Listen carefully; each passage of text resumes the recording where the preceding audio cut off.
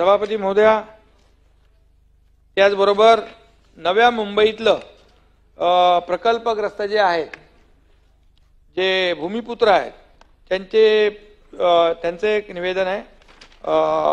विधान परिषद नियम 46 अन्वये मी सभागृहामध्ये निवेदन करतो।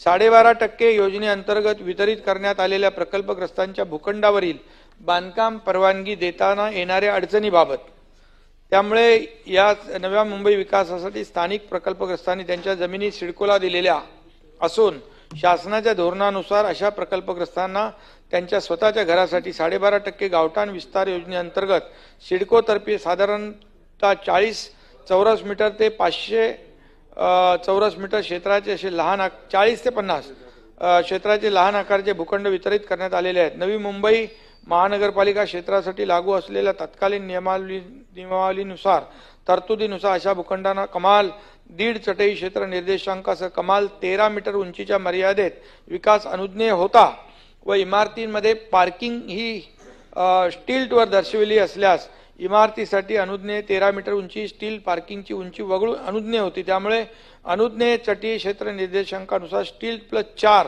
मजल्याचे बांधकाम करता येत होते।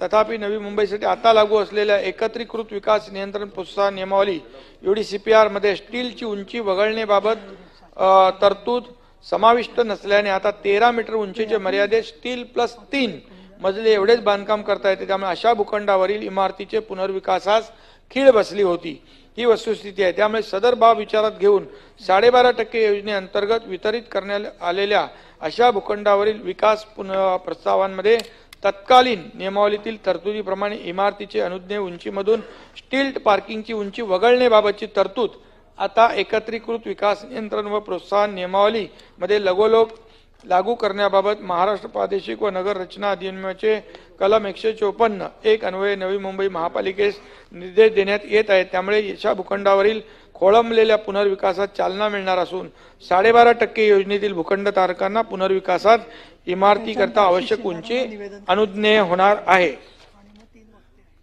त्याचबरोबर